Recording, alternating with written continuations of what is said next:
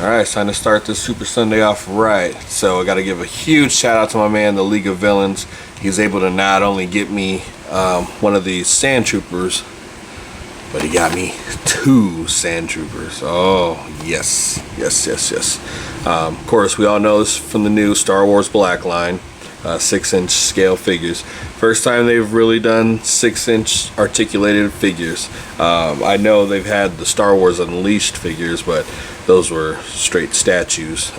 This is the first time we've gotten articulated Star Wars figures. So, I mean, these figures are phenomenal. I mean, it's so nice to finally, after so many years of asking and really wanting, and they finally are giving us 6-inch figures. So, and of course, with the Star Wars universe, you know that there's a vast amount of characters, so we could be in for a real treat here to come. But the first army build, you know, thankful enough, you know, it's Sand Troopers. Ideally not my favorite type of troopers, but hey, I'm not tripping at all. I mean, if you're going to start it off, why not start off right? I mean, give us something to really focus on building. A lot of people have gone nuts and grabbed so many of these damn guys. I think I'm just going to get a couple more and then wait for the Stormtroopers are next, and you know how that's going to be insane when those come out. I'm actually waiting for the Clone Troopers to really drop, but I'll pick some up here and there. But here goes the packaging design, number 3 in the list. Really cool box, nothing too fancy. It's just got a nice style to it. Everything's real clean. See, there goes the great scene from the first Star Wars film. At least I think it is. But, alright, let's crack these things up. Oh my goodness. From head to toe, these guys are super impressive. The paint apps on them alone are just very well done. You can't really ask for anything more than that. Oops, a little blurry. But man, very cool figures.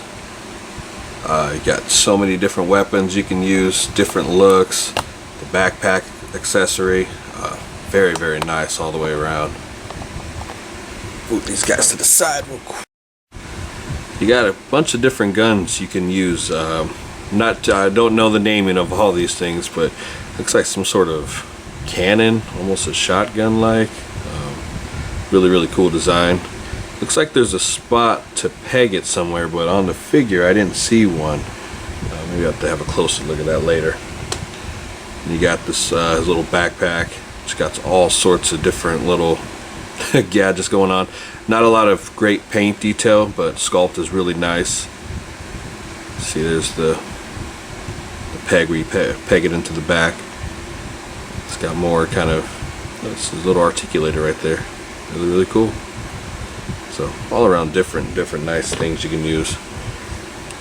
It's got a nice small blaster gun, kind of the more common weapon troopers usually use. Really dope.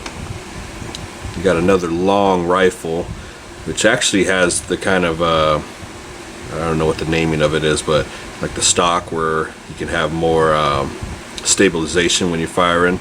So that's pretty cool. All around nice look. Another peg spot, but like I said, on the figure I don't see where the pegs are. But you can see the look of the trooper is really nice. Paint detail on this thing is so smooth. You see all the little, I don't know what these are, maybe ventilation ports. Oh man, really cool. Nice pouch. Like I said, the paint on here is really good. I mean, there's certain spots which probably could use more of the the sand element, but other than that, I mean, that's just a little nitpick. I mean, right here would be a nice spot. It actually gives you, you know, the illusion, you know, how it once looked when it was perfect armor. Now it's just weathered. See the undersuit. They have their like kind of a body mesh. Really dope. It's the other one. See, there's a spot where, I mean, even there, I mean, that's a lot of detail. Phenomenal paintwork. I always like just taking a long look at a figure. It's all the workings, all the detail. I mean, you can't ask for anything better than that. I mean, really, really smooth. This thing is removable if you want to pop off the figure's head. It is on a ball joint, so you can pop that off. And I've seen a lot of people already paint these guys up to look like regular stormtroopers. Don't do that. Don't do that. These guys are sand troopers. Don't do that at all. Here he holds the gun. Let's pop him off real quick. Alright, articulation goes. It's on a ball joint, so it's going to go up about the... Well, you can do the Shartimus half it if you want. And the shoulders are hindered by the armor right there, but can rotate. Got a bicep swivel, double jointed elbow. It's got wrist rotation. Does go in and out. This one's kind of stiff though, but it does have it. This one has where it goes down like that. It's got the there's this trigger finger. It's got a diaphragm joint. You can do all sorts of crazy movement. No waist swivel, but like I said, the diaphragm joint works as one. Now he's got leg articulation. Goes up about that far. It is hindered, but you can kind of manipulate it to get a little more. It does go out. It's got a thigh swivel, double jointed knees. This figure is really stiff. It's got some really stiff joints. Foot articulation goes down really far. Goes up about that far. And of course it has ankle pivot. So that's pretty much it for the Stormtrooper. These guys run about 20 bucks a piece, which I'm not going to say it's super high, because look at the market as it is now going for 6-inch figures. I'm pretty sure the people out in New York, I mean, they're paying more, about maybe 25 bucks a figure. But I definitely think these figures are worth it. I mean, it's the first time we've ever gotten 6-inch figures in Star Wars line articulated. These are some of the best, I would say, in retail right now for the articulation you get, accessories. Definitely try one out before you invest full time in them. I mean, but I'm hoping to get a whole lot more, and I'm hoping that they expand the line, because Star Wars, like I said, has a huge universe. I mean, hell, I mean, this line can go on for quite some time. They are doing 4 figures per wave, it seems like, at the start, so maybe they'll bump that up a little more, but 4 figures, I don't mind it at all.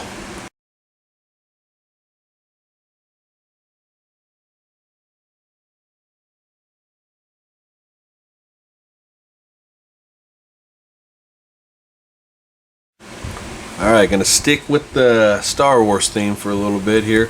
I wanted to show off this figure for a little bit now. Once again, big thanks to my man in the League of Villains for hooking me up with all these Star Wars figures, which I'm slowly opening up here and there. Here we got Darth Malgus. It's from the vintage line, the expanded universe part of it. This figure is kind of difficult to find. I did see him once at a Toys R Us, pick something else up, and it was gone. Star Killer is part of this wave, and he is extremely tough to find. Like I said, most characters in this expanded universe, very difficult to pick up. Some of them go for some ridiculous amount of money, but definitely happy to get this figure. It's a character debuted on there. I always, like I said, really did like the vintage line, how it had the nice artwork, nice logo in the front. Got the character in a nice window, and they have all those different cases for them you can, use to protect your figure in, or box, I should say. Got some vehicles, other characters in the wave. I would say, yeah, in the wave. No, because I don't see Star Killer. No, maybe it's just a whole bunch of random characters. But anyway, let's get to the figure itself. He is part of that Old Republic. Definitely check out that trailer if you never did. Wow, it's extremely dope trailer. But the figure itself, he kind of resembles Darth Vader in a way. Maybe part of that old technology, was first implemented into this character. Don't know too much about him. It's just that he is really sick looking. Dang. Looks really, really dope for 3 3/4 inch figure. I'm hoping that they do come out with them in a 6-inch scale for the Black Series. They do have the Sideshow 12-inch one coming out later this year, which I do plan on getting. So let's crack. Alright, so here we got Darth Malgus. Got some really high, strong points with this figure and some really low points with this figure. But other than that, very, very impressive sculpt. Just plain look all around is just visually nice with this figure. It's got this got 2 kind of capes. All right, he's got the cloak right here, which has the hood. It does not stay on him too well. I don't know why they made it like that, but it's got this kind of bendy material right here that just kind of, I guess, drapes around him, and it's just supposed to like just hang there. So it's just really weird how that is. But the look, like I said, is really nice. Just take that off. Again, it's got this nice soft material. Really nice, clean, I wouldn't say cloth, but some kind of fiber material. It looks really good though. And then he's got the separate cape, which drapes underneath there. Really, really cool looking. And just look at that detail on his face. Very, very nice. Again, this is a 3 3/4 inch figure. Very, very impressive. All the little scuff marks they got. The sculpt on this guy is just so cool. All that little detail. The nice shiny black mixed in with the gray. Very, very cool look. There's the back of the figure. Dope, dope, dope. Comes with the hilt. There's lightsaber. It's got a spot to hook in, but I have not seen it on this figure yet. Nope, nope, don't see one. Of course, his lightsaber. Looks really good. It's actually straight. Sometimes these lightsabers come out really bent up in the packaging. Now, with this figure, like I said, he's got a great look. His articulation is where it's lacking. It's got the standard kind of,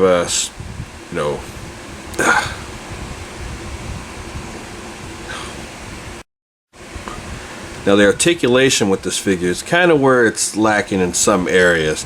It's got kind of the standard Star Wars articulation. Head can move pretty good. It's got a little rock to it. Does not move up and down hardly at all. I mean, you're not going to get any look. Just got to really kind of force it. It's got shoulder articulation. Shoulders go out pretty good. Can rotate about that high up. It is hindered by the shoulder pad, of course. It's got single jointed elbow, and it's got a swivel there. It's got wrist rotation. Does not have an ab crunch. Does have waist movement. Now here's where the problem is. The legs. They go up about that far. They go back about no far. And they do not have the out movement, which I don't know why they did that. Because that was the thing with the vintage line, was they were adding all that new articulation in there, and those ball jointed hips were part of them. And this one does not have it. I don't know why they chose to go that route, which is a little disappointing, but what can you do? It's got single jointed knee, goes about that far, and also swivel at the knee, and then he's got ankle movement. So like I said, disappointing on that part, but what can you do? Still a nice looking all around figure. The quick update, I did find the spot where the hilt actually goes, right there in that little peg spot. It's kind of difficult to see, but it does have one. Yeah, still all a work in progress. So I was able to actually stand up all my Masters of the Universe figures, which when it's out like this, it looks a lot more impressive than it does in the case. Still got a ways to go of certain characters I still want to get. It's nice that the line is continuing on, unlike DC, but what can you do? Like I said, still got a few more I'm wanting to get, but for the most part, I got who I wanted. The main core characters. Still a couple I need to get, like Mecha Neck I have to get. And I got to get some more of these palace guards. I think I want 2 more. Yeah, probably 4 more. I want to get at least a good 10. These are some of my favorite figures that they came out with. These figures are actually really dope. But, like I said, I'll try to find a place for them. If not, I think they're cool here. It fills up this nice bench or table. Pretty nice. I don't know. We'll see.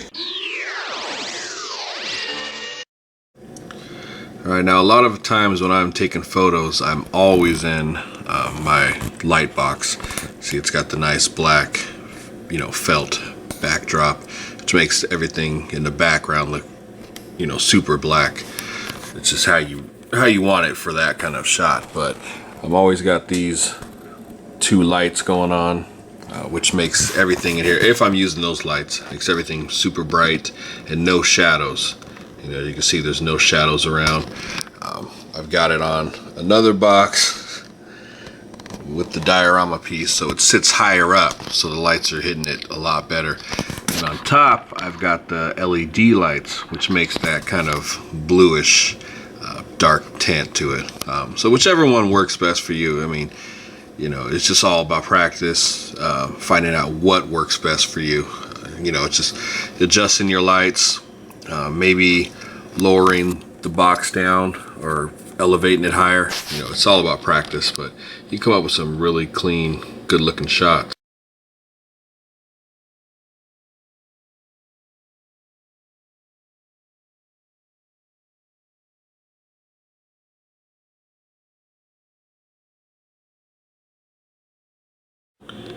You see we got the LED lights going on now. Now it's not totally blacked out in here. There is some light seeping through, but that's okay. It still has enough, darkness in here to make this thing really look super shiny. Almost like, I would say, a blue tint in a way, but I always did like shooting shots like this. Sometimes if you catch the backdrop just right, it can make a really nice looking shot.